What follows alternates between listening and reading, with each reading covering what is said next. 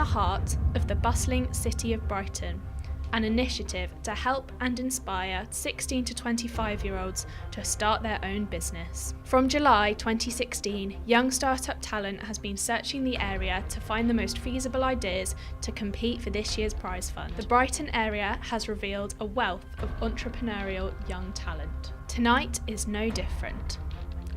Welcome to the final of Young Startup Talent Brighton 2017. Every year, a set of young entrepreneurs submit their business concepts to see if they have what it takes to win over the local business community and be in with a chance to walk away with a £50,000 investment.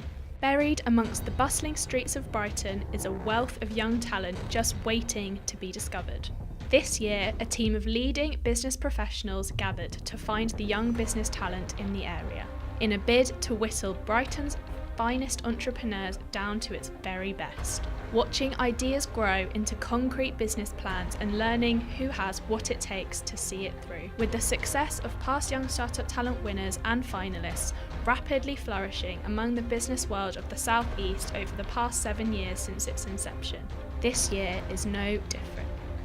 Who knows their business inside out? Who can face the judges under pressure? And who has what it takes to be the next big thing?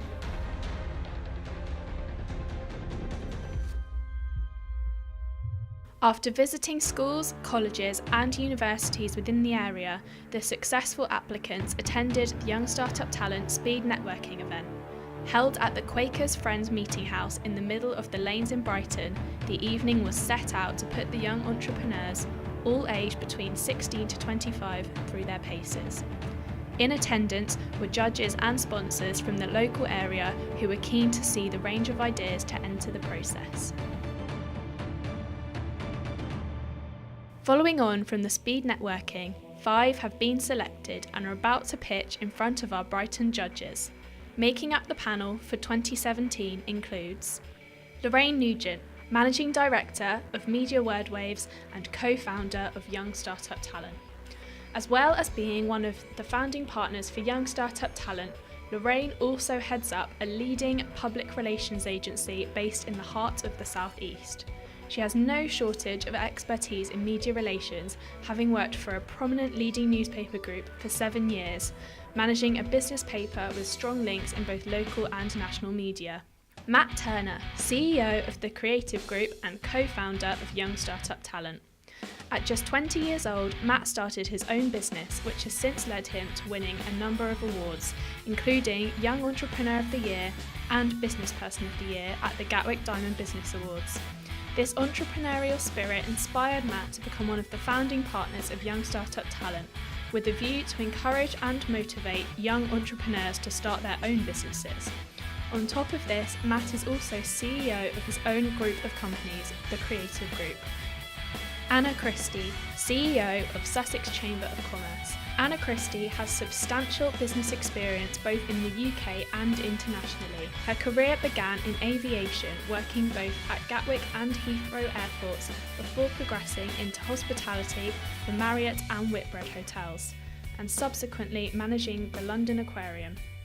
Anna was Executive Vice President of an executive recruitment and human resources consultancy in the Philippines. On her return to Britain, Anna joined the pharmaceutical industry, managing a team of project managers. Gary Chown, Regional Director for Brighton and Hove of NatWest. Gary has spent his entire working career with NatWest, undertaking a variety of roles across Sussex and Kent.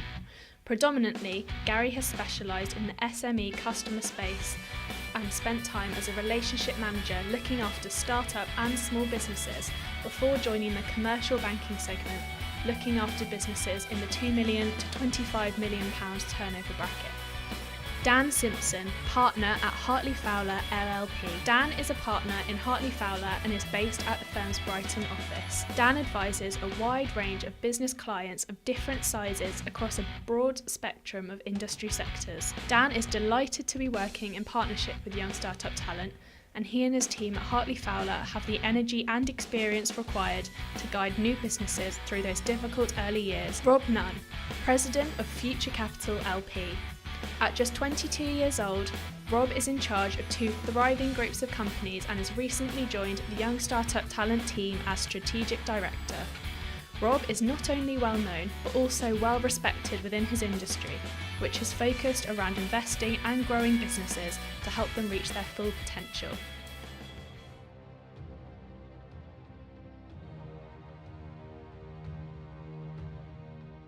Georgia Crawford, Daubs Dashes, age 25. Daubs Dashes are an independent scarf studio with a difference.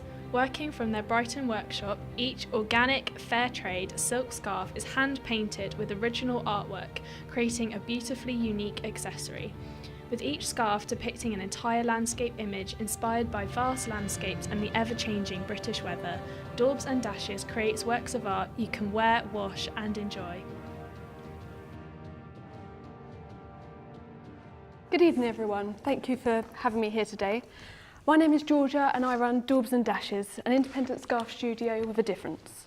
Inspired by my nan, who taught me the art of painting silk, I developed my own printing method and launched our first collection, the Iceland collection, in June. Rather than following fashion fads, we depict entire landscapes themed on a new location for each season. So I hand paint them onto organic fair trade silk, and they take 15 minutes to 30 minutes to make. They're then air dried, washed and cured and boxed up ready to go. Each one is an individual work of art which you can wear. This gives us an edge in the luxury accessories market. So it's been an exciting 6 months. We've been advertised in Harper's Bazaar magazine, we've gained 4 stockists and we've sold through our website and lots of fairs and markets. So who are our target market? We have 3 main groups, which are affluent women and men in their late 30s and over, interested in travel and fashion, and they seek style and excellent service over price. They shop online and in independent boutiques. We also have gift buyers who love the personalisation service, fast delivery and gift wrapping, and the millennial generation, which is ages 20 to mid-30s in white-collar sectors. Our survey conveyed that customers are happy to pay extra for handmade, made-in-Britain products, which are also fair trade. So how will we reach these buyers? Starting out with pop-up shops will enable customers to see the products in the flesh. Social media advertising will be a great way to find new customers, with a particular focus on Facebook and sending out samples to celebrities and magazine editors. And gaining stockists, with a long-term focus on luxury stores which only have a handful of shop fronts, such as Liberty or Clerkenwell London. In February we launched our first pop-up shop, the Italian collection, in a beautiful Brighton gallery, and we have a part-time marketing agent starting with us on a commission-only basis. We'll also introduce 3 new products, tie and pocket square sets for men, limited edition designs with 1% of the profits going to charities, and digitally printed scarves made on a warmer wool and cashmere fabric. I plan to employ art students on a part-time contracts in the future. The competition's prize would help us reach more stockists, build a coherent brand and build the brand's awareness through marketing help. It would also help us with our first few pop-up shops. Thank you for listening. If you have any questions, I'm happy to hear. I love the marketing material, I love the packaging, I hate the name of the collection. Okay. All I can think of is Kerry Katona slapping her backside. Really? Yeah, the connotation to Iceland. Yeah, but you could call it the Nordic collection. Yeah. Oh yeah, that would be Much nicer. sexier. Iceland, that's like bog off. Fuck off. Isn't Where you it? get your cheap Viennettas. Silk prices Yeah. are bound to increase because of currency flux and inflation, which is going to go through the roof. So how are you going to maintain a product when you have to tell your clients that the £75 silk scarf that was £75 in last year's collection, this year is £150? Well, like And the margin because is we're going to lower. double the size of them, and then we're going to import directly. So I'm hoping we can save money there, and You we're won't. changing the product a bit. You won't. so- That's like telling the bank, for example, they're going to make money on the currency at the moment. It's just not going to happen. Is the limiting factor you, for example, or No, can I've you practiced it with friends who aren't and they can creatively. paint? Yeah, You know, So you've got a Iceland template or something? yeah, they copy the one before and use a template. So every time you use the ink on the scarf, you get a different texture. So they're still all different. And then bits like the trees and details can just be hand painted.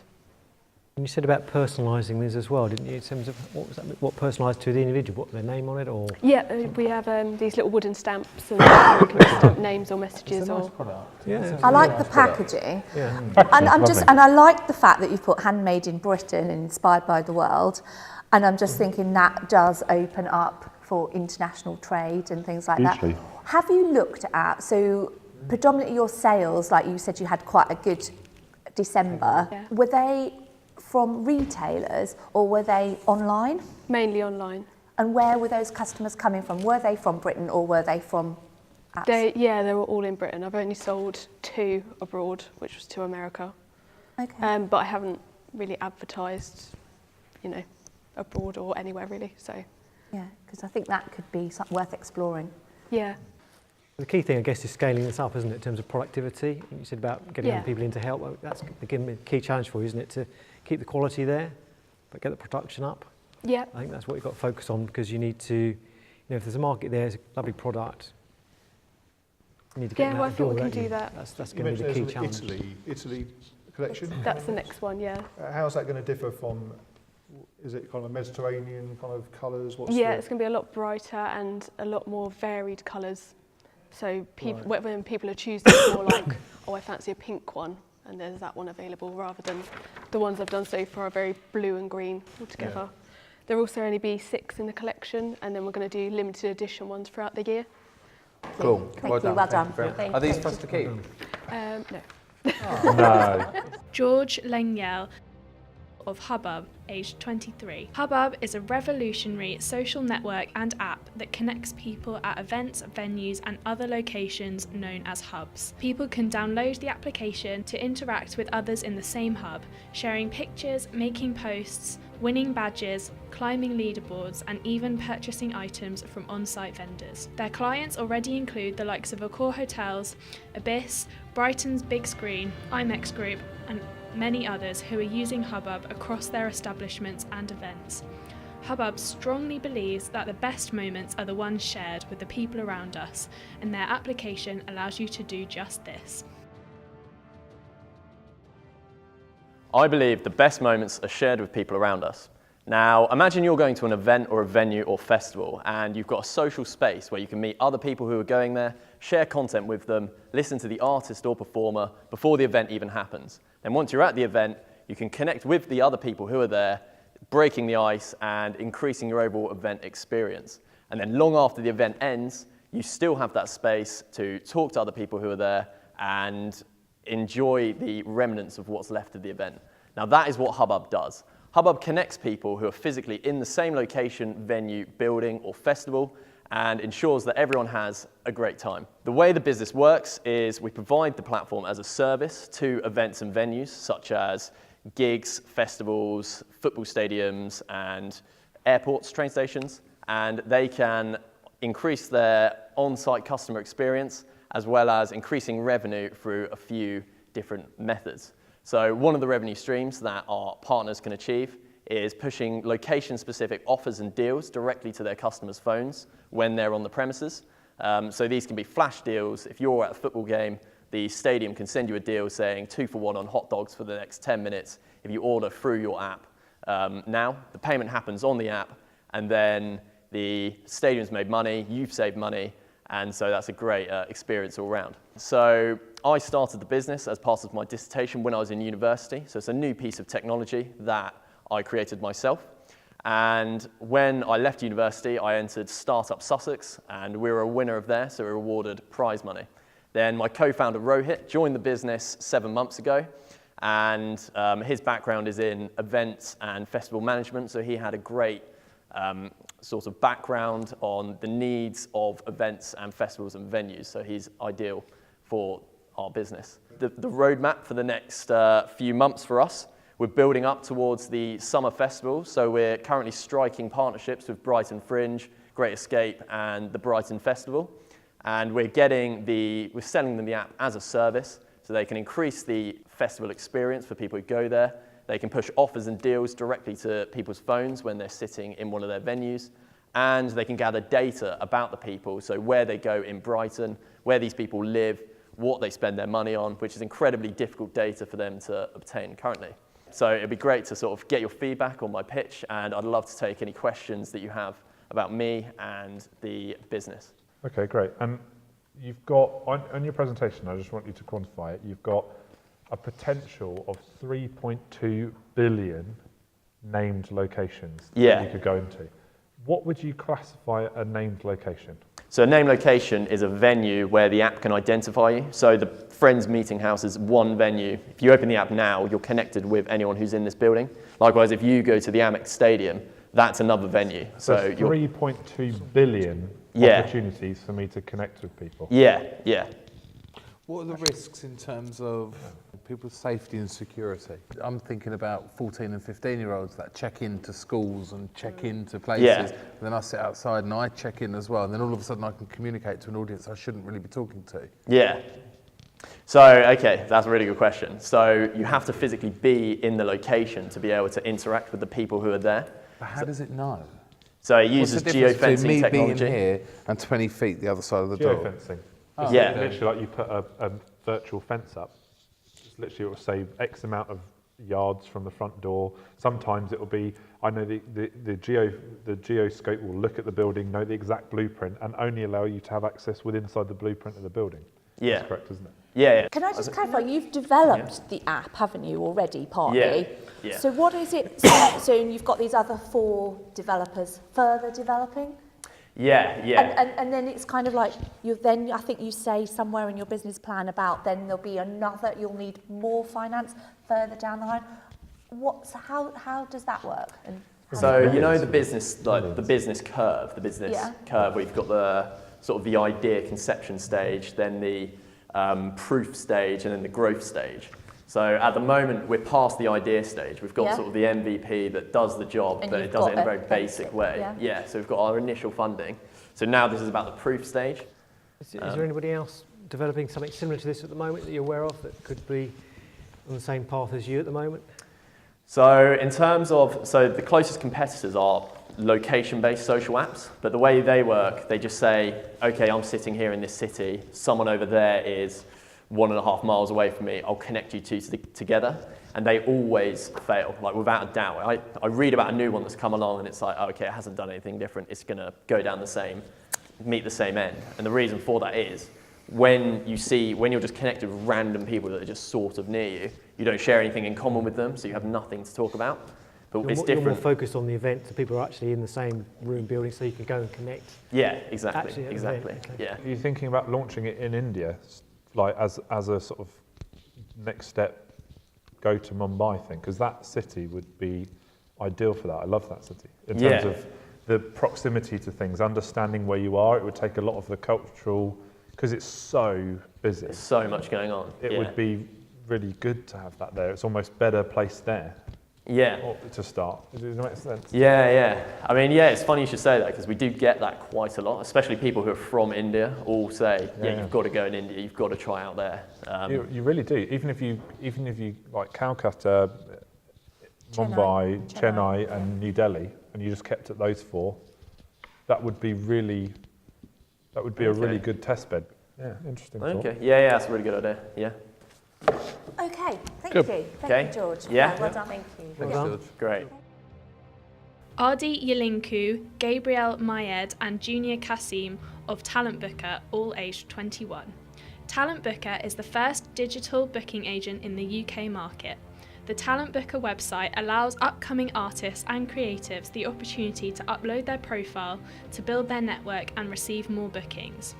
Not only this, but it also offers the individual looking to book an artist more security as they have the opportunity to read reviews and testimonials before they book. Hello guys, my name is ARDIE and I would like to introduce you to our idea. First of all, what we're trying to say is that entertainment is an essential part of society.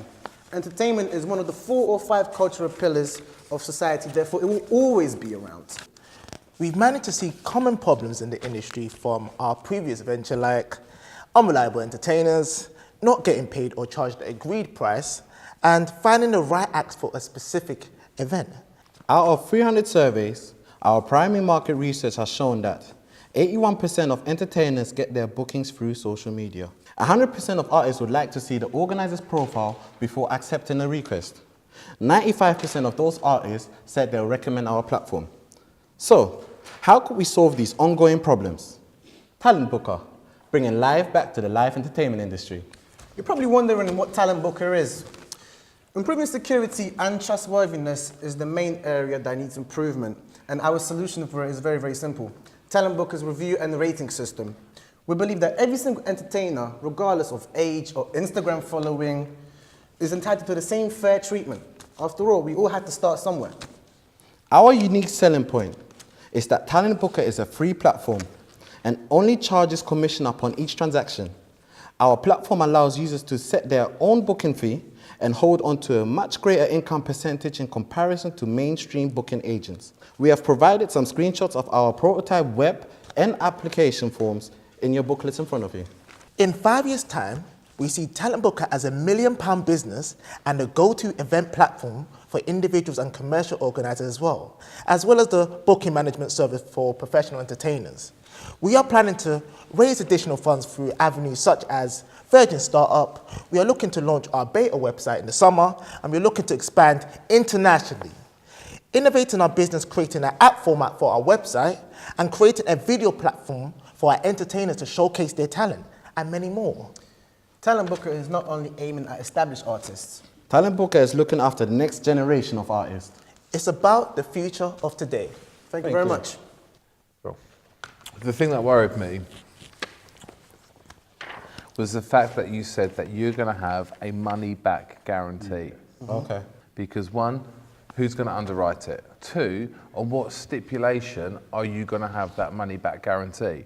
Well, I spent 200 quid on a DJ, and I didn't like it, the songs he played. No, the money back guarantee is if he doesn't turn up, we give, you get your whole money, because the way it works in the industry right now is that you pay a deposit fee. Because we had that same problem before. We booked an artist, and literally a couple of days before our event, he got incarcerated. So he actually got incarcerated, yes. So we now call the agent saying, can we get our deposit back? And they're saying he's in prison, we can't do nothing about it. So we ended up hustling for a whole year to get that deposit back. Whereas we guarantee that if the artist does not show up, you get all of your money back. Can I just check as well, if people are booking online, how are you securing their data and the information in terms of their credit card information? Have you got all of that budgeted in and costed in? So we've undertaken research in creating our web platform, and of course we also take in consideration internet security and payment processing security, because that is one of our main selling points, that we provide payment security. The other element to pick up on that point is with the transaction and the credit card, etc., the funds that come in, you're taking them in advance, aren't you? Because you've booked a slot for whenever in the future. People pay you, but you're not due that money till the event's happened. So the credit card company or the the online platform credit card provider will want that money held separately, because it's not your money to start with, so you can't use that for working capital. So you've got to have that cash to one side till the event's happened, and you can complete the transaction and get the money. So you've got to work that out in terms of your cash need, because that money's not going to be yours until the events happen. That's why we'd like your professional advice. Just when you're working your model, just to make sure that you... So that we can actually work this problem out and make this business happen. You mentioned that you've got health and safety in place and CRB checks. Which CRB checks are you factoring in? Because you just mentioned somebody being incarcerated. Later, when we make revenue and we now implement the other catalogues, that's when we want to start implementing the CRB. That's when we said and then we're going to put money into that. With this site, how far along are you? Because you've got somebody developing it, haven't you, at the moment? So when do you hope to launch it? We plan to launch in the summer. So obviously, what we're doing is, like we showed you the prototypes and what we're looking at this moment in time. Obviously, this idea did start in November. So obviously, we're just trying to, we're not trying to You've done well since November today. You have done well. We're not trying to rush things because of the competition. We are doing things because it's right for us. So yes, we could have launched the website before we entered the competition, but us in our hearts don't feel like we're not at that stage for us to do that. Thank you. Well done. Okay, I think you've done amazingly well so far. Andreas Georgiadis of Brighton Greeks, aged 24. Brighton Greeks aims to create a home away from home for the Greek and Cypriot community of all generations and backgrounds in the wider Brighton area by connecting them through a variety of services and consumer products. Currently, Brighton Greeks are building their own platform, giving them the tools to expand their company in 3 ways: introducing new products and services and expanding to both new areas and cultures.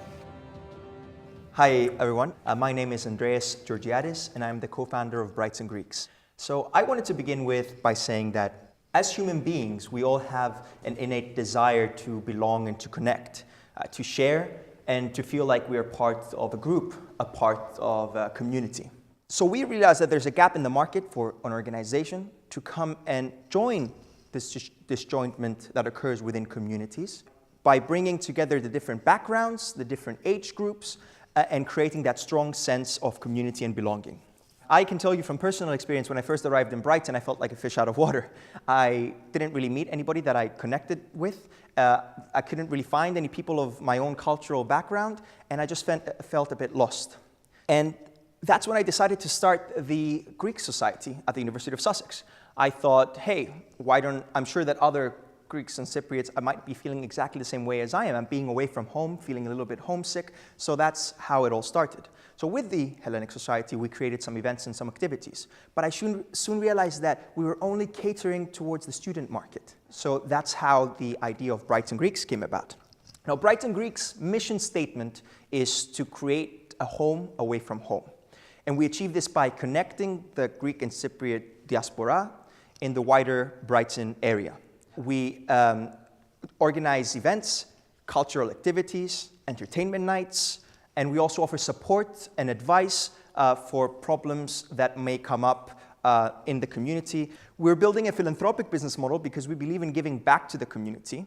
Now, our main activities at Brighton Greeks are, first of all, our membership program, which you see in front of you as well.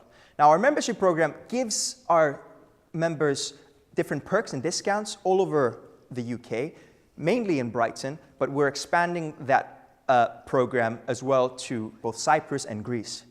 And we believe that is also one of our most scalable activities as part of our business. The second main activity that we have are entertainment nights, and they have been amazing so far. We've also launched, as you'll see in the business plan, Mediterranean nights and Arabic nights. We also organized the first Greek festival in Brighton. We had the opportunity to network so much, and we even met with the Minister of Culture of Cyprus, the Minister of Foreign Affairs, even the President of Cyprus, Mr. Nikos Anastasiadis. We were backed by newspapers, and we plan to run that annually as well.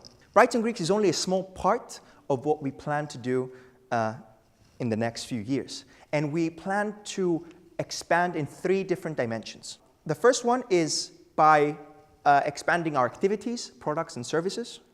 The second dimension is by expanding to other areas. And this is not limiting to the UK, but anywhere in the world. And the third dimension is expanding to other cultures.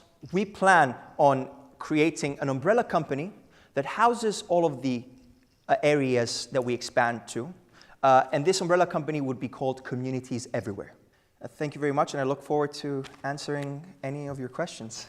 I'm just want to understand how the members' discounts work in terms of generating revenue for you. Can you just give me a bit more detail on that? Absolutely. We specifically selected businesses that cater to our target audience.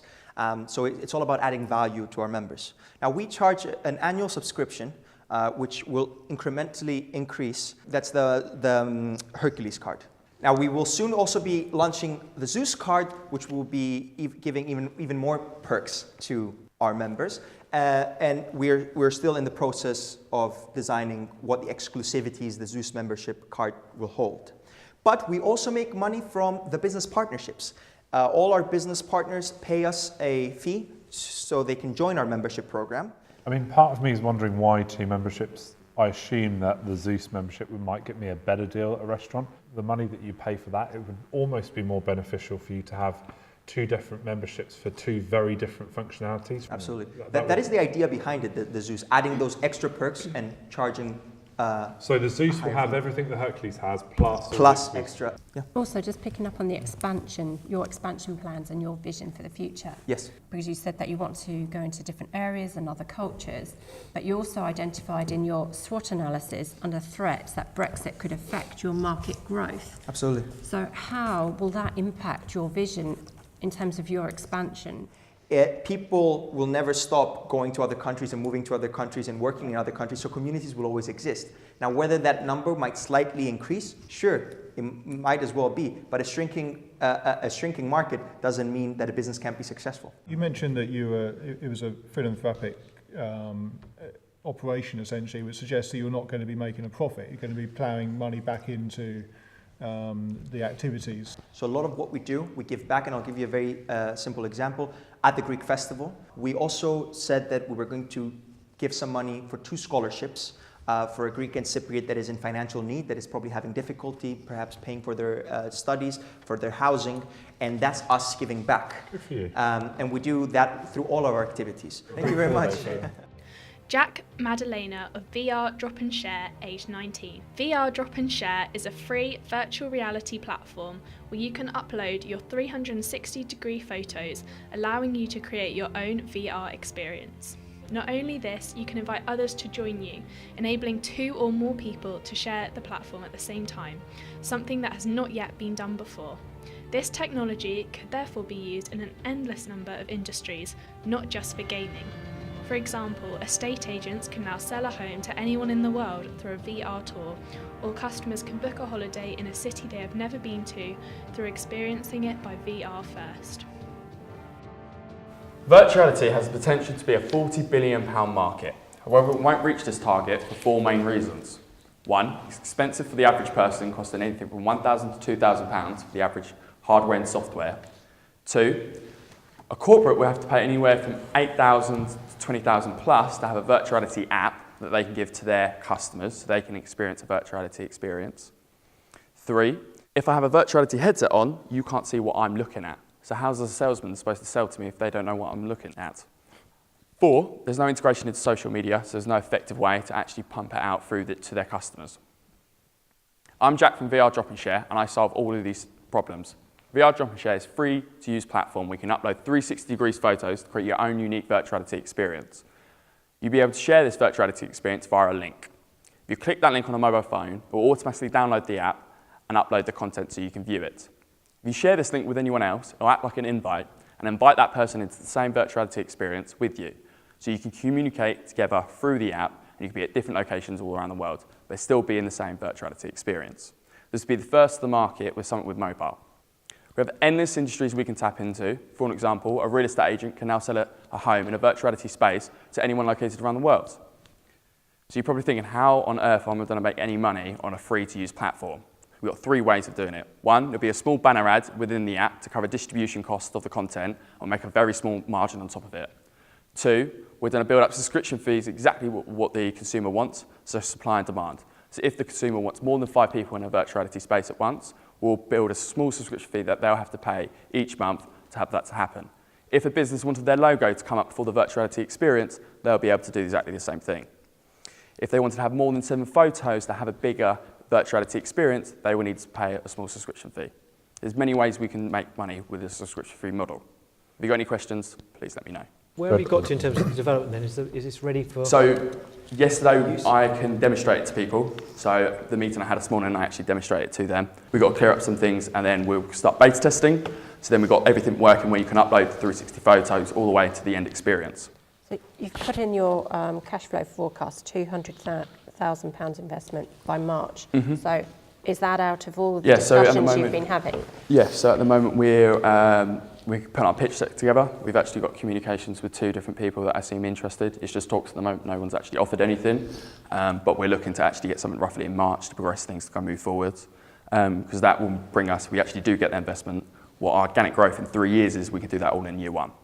Can you get by without the investment to move forward, but just be slower? Is that what you're saying? Yes, basically. All it means is we can speed up the process. One of the biggest threats we've got at the moment is somebody actually goes out, one of the big players, copy us what we're doing. So the concerns is if we move that process forwards, instead of 3 years, we can do everything in 1 that we wanted to. So what happens if the record label and let's say your two media partners say, yeah, let's go February 1st, can you actually, do you actually have the capacity to deal with 3 orders in one go? Well, at the moment, team-wise, we've got 2 developers. Yeah. We just brought in a brand ambassador. And we've got also 2 people that we license as well, so they're freelance, and we've been in talks with them to actually bring them on board once we get investment or we start actually bringing in some income into the company. Have you thought about crowdfunding? Yes, it is a possibility. We're looking to do sort of pitching. Hopefully we'll be able to get someone that's been sort of roughly in the same industry before.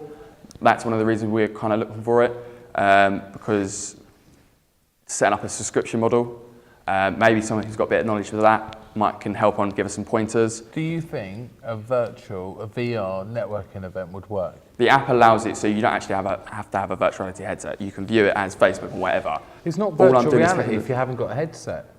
Not exactly, because you still have the same experience. No, but you don't. But the thing is... No, hold on a minute. You don't, because my screen is in front of me. Okay.